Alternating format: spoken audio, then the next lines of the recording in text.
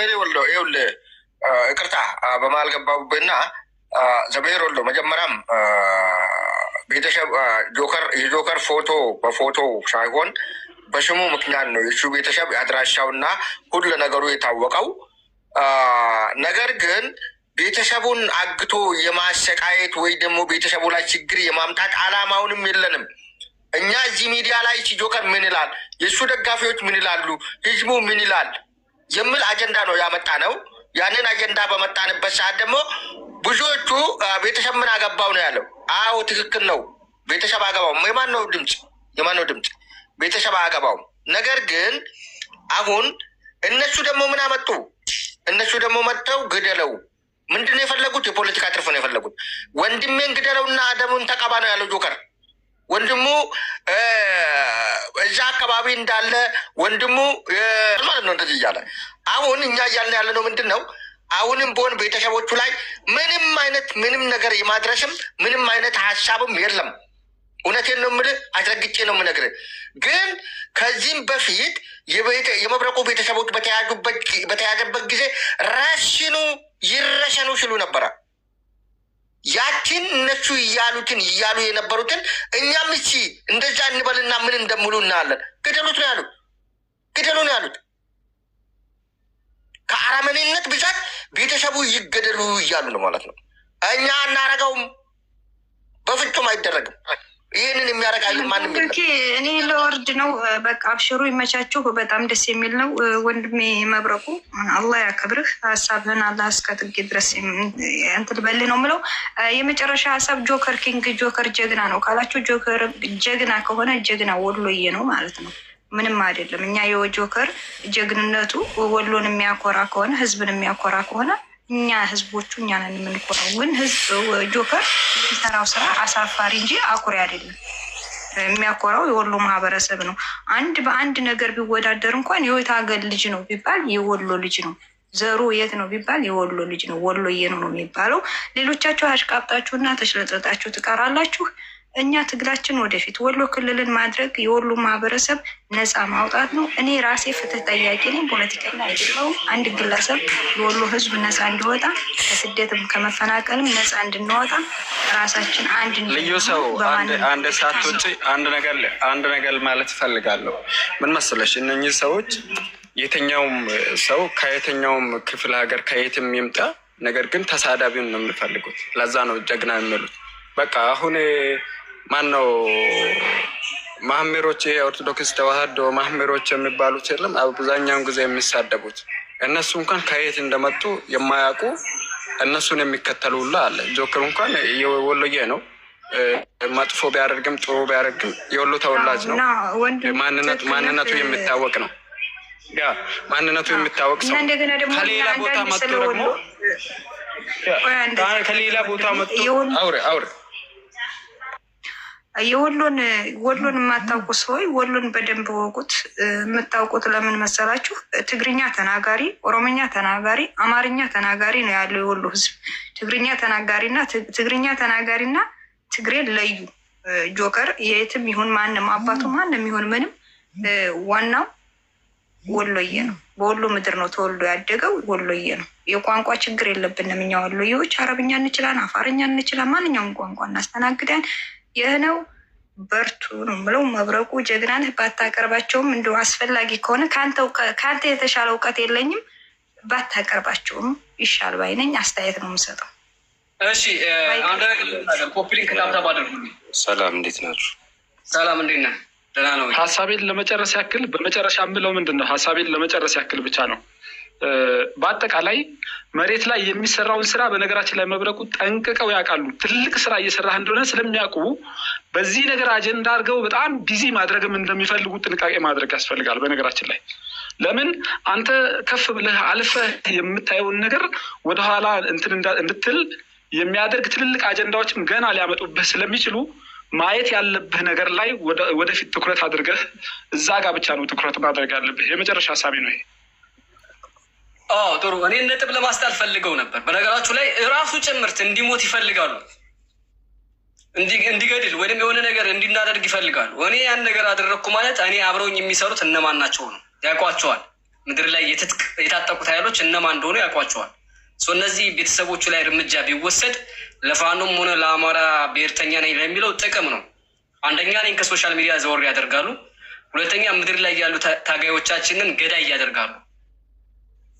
ተግባባን አይደል? ግራና ያሉት እነማን እንደሆነ ስለሚያውቋቸው ማለት ነው። እርምጃ እንዲወሰድባቸው ነው የሚፈልጉት። ዛሬ ጠላት ያረረበት ቀን ነው። ምናልባት በፍላጎት አቀርበዋለሁ ወንድሙን ብልጽግና ነው።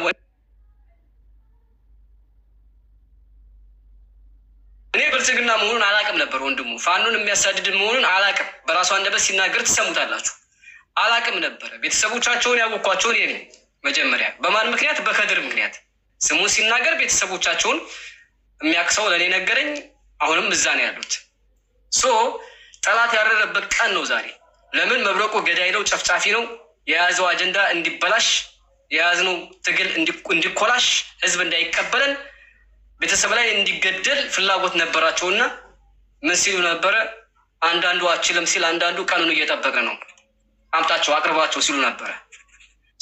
አጋች ነው፣ ገዳይ ነው። ላይቭ ላይ ደግሞ ተቆርጦ ይቀመጣል ማለት ነው። ስለዚህ በፍላጎት አመጣቸዋለሁ በፍላጎት ማለት ስለዚህ ርካሽ ሰውዬ እንዲያጋልጡ ነው። በነገራችን ላይ ጎጃም አንድ ሴት ነበረች። አባቷን ጉድጓድ ውስጥ አስገብታ የገደለች የረሸነች፣ አባቷን ማለት ነው። ፋኖ ናት። ጆከርም በተመሳሳይ ይሄ እንዲገደልለት ይፈልጋል። ለአማራነት የተከፈለ ዋጋ ይላል። እኔ በማድረገው ምክንያት ወንድሞች የተገደሉ ይላል። አባቱ ሟች ነው፣ ተስፋ የቆረጠ ሰው ነው። ተግባባና። ስለዚህ ተባኖባቸዋል። እኛ ገዳይ አይደለንም፣ ታጋይ ነን። ወደፊት የምንላቸውን ነገሮች በተግባር እናሳያቸዋለን። ለጊዜው ግን እኛ ገዳይ አይደለንም፣ አጋችም አይደለንም። በክብር በፍቅር እናቀርባቸዋለን። ከቀረቡ በኋላ ከራሳችን ላይ ትወርዳላችሁ ማለት ነው። እሺ ቀጥሎ ወንድሜ ሀሳብን አስቀምጥ። አለይኩም ወራህመቱላሂ ወበረካቱ። እንዴት ናችሁ? ሁሉ ሰላም፣ ሁሉ መልካም። ፈሪጅ ከገባ ቆይታል። ቀጥል። ሰሞኑ የተከታተልኳቸው ነበር እና እኔ አስተያየት ለመስጠት ተራ አላገኘሁትም። በጣም ብዙ ሰው ነበረ፣ ረመዳንም ነው እና ታጋች እነሱ መጫወት የፈለጉት ድራማ ገብተዋል። አሁን በጣም ገብተዋል ማለት ነው። ግን ኢንተርቪው ማድረግ አለባቸው። በፍቃዳቸው አለ ፍቃዳቸው ኢንተርቪው መስጠት አለባቸው። በዚያ አምናለሁ። ኢንተርቪው አድርገህ ትለቃቸዋለህ። ታሪኩም ኢንተርቪው አድርጎ መለቀቅ አለባቸው። ታጋች አጋች ምናምን እንደዚህ አይነት ድራማ መጫወት ብዙ ነው። እነሱ ጋር ታውቀዋለህ። ሰው ሲያዝ ሰርግና ምላሽ ነው። እነሱ ጋር ታፕታፕ አለ፣ ሼር አለ። የክሌ ብሌን ነው የክሌ ብሌን ነው የሚባልበት ታሪክ ስላለ ሚዲያ ለሚታውቀው ነው። እና ኢንተርቪው በእያንዳንዱ መጥቶ በአንተ ሚዲያ ላይ የሚሆን ሌላ ሚዲያ ላይም ቀርቦ ኢንተርቪው ሰጥቶ የወንድማቸውን ወይም የልጃቸው ማንነትን አሳውቆ ጨለምተኛው ልጃቸው ማለት ነው። ጨለምተኛው ልጅ ነው የሚለው እኔ ብዙ ጊዜ ማለት ነው። ምክንያቱም ተደብቆ የሚኖር ወንድ አይደለም ለእኔ ማለት ነው። የሰው ሀገር ላይ ወጥቶ ሀገሩ አይደለም የሰው ሀገር ላይ ወጥቶ ተደብቆ የሚኖር ወንድ አይደለም ለእኔ። ወንድ ከሆነ መታገል ከፈለገ ፊት ለፊት ወጥቶ ነው መታገል። እንደዚሁ ማለት ጀግና ማለት ፊት ለፊት ወጥቶ የሚታገል ነው። የመጣውን ሁላ የሚጋፈጥ ነው። ጓዳ በኩል ተቀምጦ የሚጋፈጥ ለእኔ ወንድ መስለውም ታጋይ መስለውም አይታየኝም እንደኔ ማለት ነው። ወንድ ከሆነ ምን ጊዜ ፊት ለፊት መጥቶ መታገል ነው። ለህዝብ የሚሆን ለሀገር የሚሆን በአማንኮ ነገር ፊት ለፊት ወጥቶ የምትታገል ከሆነ ወንድ ነው የምትባለው እንጂ ጓዳ በኩል ተቀምጦ ማንነቱን ደብቆ ታጋይ ነኝ ብሎ እኔ ማንነት ቀውስ ስላለበት ወይም ፍራቻ ወይም ሌባ ስለሆነ ነው እንደዚህ አይነት ሰው ማለት ነው። ግን ቤተሰቦቹ መንካ ሳይሆን ኢንተርቪው መጥቶ በአግባቡ የት እንደተወለደ ምን የሰራ እንደነበረ መቼ እንደተሰደደ ምን ዘርፎ ማን አጠፍቶ እንደተሰደደ ኢንተርቪው መስጠት አለባቸው። በሰላም አይደለም እንደዚህ አይነት ሰዎች የሚሰደዱት። ገብተዋል።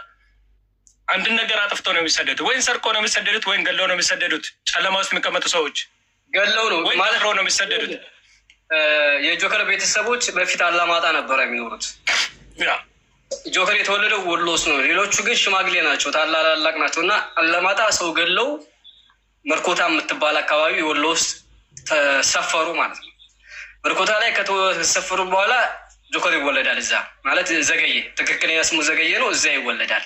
እዛ ከተወለደ በኋላ ያኛው መሀሪ የሚባለው ታላቅ ወንድሙ በጣም ፈጣኝ ቆራሌው ሁሉ እየሸጠ ጊራና ላይ ይገቡና ቤትና እንትን ይገዛሉ፣ ቤትና መሬት ይገዛሉ።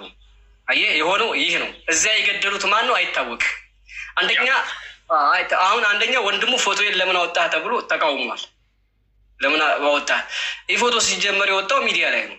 ለእኔ አንድ ሰው ቢልክልኝም የስራ ባለቤት ኢንጂነር ነው። የእሱን ፎቶ የላከልኝ። ከዛ ፎቶን ለጥፌ ካወራሁ በኋላ በስልክ አገናኙኝ። ኖርማሊ ገዳይ ናቸው፣ ገድለው ነው የመጡት። የገደለው ማን ነው ሲባል አባታቸው ማን ይባላል? ገብሬ ይባላል። ገብረ ጻዲቅ ነው የሚባለው። ገብረ ጻዲቅ ይባላል። እሱ ደግሞ ክርስቲያን ነው፣ ሟች ነው። ከእነሱ ቤተሰብ ማን ነው ክርስቲያን? ጆከር ክርስቲያን ነው። ዘገየ ክርስቲያን ነው።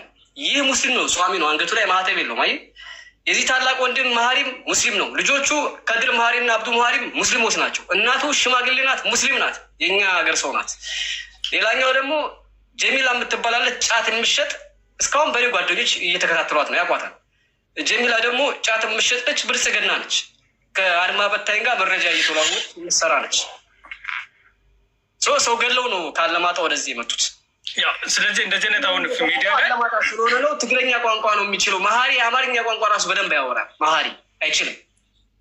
ወሎ ውስጥ ቅድም ይቴ እንዳለችው ወሎ ውስጥ የታወቀ ነው። አማርኛውም፣ ትግርኛውም፣ አፋርኛውም ኦሮምኛውም ይወራል። ኢትዮጵያ ትንሿ ኢትዮጵያ ነች እና ሁሉም ብሔር ብሔረሰቦች ቋንቋ ይወራል። ይሄ ችግር የለውም። ወሎየነቱን እንትን አይሻማበትም ማለት ነው። ሁሉም ቋንቋ ቢተር ወሎዬ ነው። በተወለደ ወሎዬ ነው። አንድ ነገር እነዚህን እንደዚህ አይነት ጨለማ ውስጥ የሚቀመጡ ሰዎች ጠባሳ ስላለባቸው ነው። ታጋይ ከሆነ ምንጊዜም የትም ቦታ ቢገቡ ታጋይ የትኛውን ብሔረሰብ ታጋይ ይሁን፣ የትኛውን ፖለቲካ ፓርቲ ታጋይ ይሁን፣ ትክክለኛ ሰው ፊት ለፊት ወጥቶ የሚጋፈጥ ሰው ነው። ጓራው በኩል ተቀምጦ የራሱን ደብቆ ሲሙን ደብቆ የሚሰራ ሰው ታጋይ አይባልም። ለምን? ጓዳ በኩል የሰራው ነገር ወይም ሰው ገሎ ነው የወጣው፣ ወይም ደፍሮ ነው የወጣው፣ ወይም ደግሞ ሚስቱንና ልጁን ብዙ ነገሮች አጠፍተው የወጡ ሰዎች ናቸው ጨለማ ውስጥ ተቀምጠው ፖለቲካ የሚሰሩት ማለት ነው። ማንነታቸውን ደብቆ ምን ደብቆ ማለት ነው። እነዚያ ቦታም ባልሰጣ እኔ አላስተናግራቸው መወክል ካየ ማለት ነው። ቤቴ ውስጥ አላስተናግራቸው። እንደዚህ አይነት ሰዎች በፌስቡክ ላይም ሲታገል ጨለማ ውስጥ የሚገቡ ሰዎችን አላስተናግዳቸው። ምክንያቱም ስማቸው ትክክል አይደለም፣ ፎቶቸው ትክክል አይደለም። ሁሉም ነገራቸውን ደብቆ ይቀመጣሉ። የማንነት ቀውስ አለ፣ አስተዳደግ ጉድለት አለ፣ ወይም በዛ ቦታ ያጠፉት ነገር አለ። እነዚያ ቦታ አለመስጠት ነው። ግን ከደረስክባቸው እንዳተዋቸው። ምክንያቱም ምንም ነገር አይደረጉም። መጥቶ ኢንተርቪው ማድረግ አለባቸው። የኢትዮጵያ ብሔር ብሔረሰብ መስማት አለባቸው። እነዚህ ጨለምተኞች ወገን እንደሌላቸው፣ ሰው እንደሌላቸው፣ ሰው እንዳያውቃቸው አይፈለግም። መውጣት አለባቸው። ኢንተርቪው መስጠት አለባቸው። በሰላም ሁኔታ የራሳቸው መጥተው ከስር የምትከታተሉት ከሆነ ማንም ይነካቸው የለም። ማንም ይነካቸው ነገር የለም። ወንድማችን በጣም ቸኩሏል መሰለኝ። ለእሱ እድሉን እንሰጠዋለን። አንተ ትቆያለህ መሰለህ አብረን ስለምንቆይ። ይሄ ብቻ ነው መቅረብ የሚችለው። ይሄ ነው ወጣቱ። ሌላው እንዳለ ሽማግሌዎች ናቸው። እናቱም ሽማግሌ ናት፣ መሀሪም ሽማግሌ ነው። ደሴ በነገር ላይ መሀሪ ደሴ ላሉ ሰዎች ሰጥቼዋለሁ። እሱን የሰጨምርልህ አንድ ነገር ወሎዬዎች አንድ ነገር ብቻ ጨምረ። ሱሌማንን ታውቁታላችሁ? ሳውዲ አረቢያ ላይ ሲያዝ ማን ነው ምን አረጉት? ከዲሬን ታውቁታላችሁ? ከተያዘ በኋላ ምን አረጉት? የእኛ ጀግና፣ የእኛ አፄ፣ እኛ ብቻ። ከዲሬን ታውቁታላችሁ? ምን ተደረገ? ከተያዘ በኋላ የት እንደደረሰ ያውቁታል? ስሙን ያነሱታል። ለከድርና ስለ ጆከር የተደረገላቸውን እነግርሃለሁ። እስኪ እሱ ይቀጥልና እነግርሃለሁ በማስረጃ። ቀጥል። አልማጉስ አንተ ቀጥል። እስኪ ለአንተ ብዬ ነው ያስቆምኩት። ቴዎፈርጅ በጣም አመሰግናለሁ። እንዴት ናችሁ? በተለያየ ጊዜ ሲቆራረጥ የምሰማው ሀሳብ ነበር። በተለይ የወሎ መብረቅ ይህንን ፕላትፎርም ከተቀላቀልኩ ጊዜ ጀምሮ በግል አስተሳሰብ ማደግህ ነኝ። ቢኒያም እባላለሁ። የታማኙ አርበኛ በላይ ዘለቀ 3ኛ ትውልድ የልጅ ልጅ ነኝ እኔ። አዎ የልጅ ልጅ ነኝ። ከዚህ በፊት ቪዲዮ ነበረ? አዎ ብዙ ቪዲዮዎች አሉኝ። ማለት ልታይ አልወድም። በስራዬ በተለያዩ ሚዲያዎች ላይ ቀርቤ ያውቃለሁ። ብዙ የኛን ቤተሰብ ጓዳ ሊበረብሩ የመጡ ታሪክንና እውነትን ለመረዳት የመጡ ግን ቀይረው ደግሞ የተዛባ ወይንም ደግሞ በአንድ ወገን ታሪክ ብቻ ትርክት ሊሰሩ የሞከሩ ጉምቱ የተባሉ ስመጥር የሆኑ ጋዜጠኞች የፈሩበት ዘመን የነበረበትን ዘመን ሁሉ ታዝቤ ያለፍኩ ከልጅነቴ ጀምሮ እስካሁን ብዙ እንትን ሂስና ቁጭት ያለኝ ልጅ ነኝ። የምጠሯቸው ሰዎች በሙሉ ደግሞ በራቸው ላይ ብቻ አይደለም በእጅም የነበሩ ሰዎች አሉና ይቅርታ፣ አንድ ቪዲዮ አለ አንተ እዚህ ውስጥ የአንተ ፎቶ ነው አይደል? አንተን አይደል? ትክክለኛ አውጣው፣ ችግር የለውም። እጅ ላይ ካለ አወጣውና ሳየኝ፣ አወልሃለሁ የትኛው ከሆነ። ቢስሚላ። አንተ ከሆንክ ግን በጣም ብዙ ጊዜ ስፈልገህ ነበረ። በጣም ብዙ ጊዜ። ለምንድን ነው አንድ የበላይ ዘለቀ ልጅ ነኝ ብሎ አሁን ኩላሊት በሽተኛ የሆነ ልጅ አለ። ሁሉንም አውቃለሁ። ሌላው ትርክቱን ተወና ፕሮግራም እንዳዘጋጅለት ጠይቆኝ ነበረ። ከዛ በኋላ ምናልባት የእርዳታ ፕሮግራም ከማዘጋጀቴ በፊት አንተ ትክክለኛ የበላይ ዘለቀ የልጅ ልጅ መሆንህን ኢንተርቪው አድርግህ ከዛ በኋላ የእርዳታ ፕሮግራም አዘጋጅላለሁ አልኩት። ከዛም መቅረብ አልፈለገም። ምክንያቱም አንተም የሰጠው እንትን ቃል አለ። ቪዲዮዎችን በጣም ነው ፖስታቸው የነበረው። እኔ ሳንሸራሽ ወንድሜ፣ እኔ ቢኒያም እባላለሁ። ማንነቴን ሳልደብቅ መልኬንም ከ14 ዓመት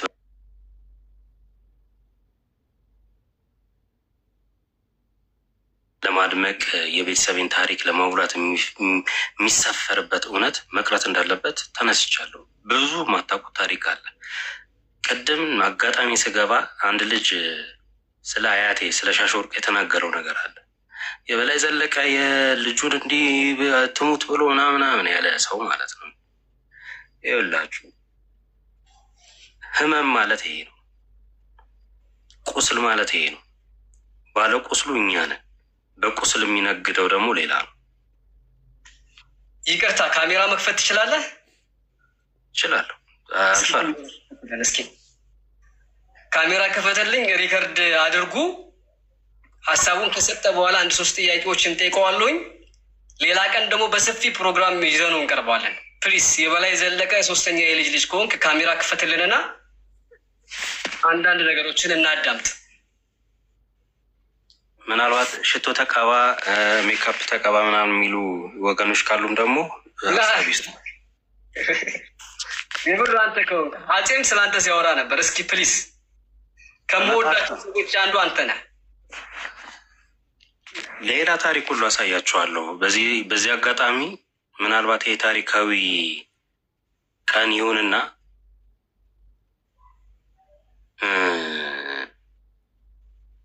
በእኛ ቤት ስም የሚነግዱ በእኛ ቤት ስም የተከፈለለትን እንደ አንድ ማህበረሰብ ዋጋ የነጠቁ በአንድ ወገን ትርክት ቪዲዮ ውጣና ብሮክያ ቪዲዮ ውጣና እኛም ማገዝ ይቻልንበት። ለወጣ ነው ወንድም፣ ያ ለወጣ ነው። እኔ የምፈራ ሰው አይደለሁም። እኔ ተወልጄ ያደኩት ሲሉ ላይ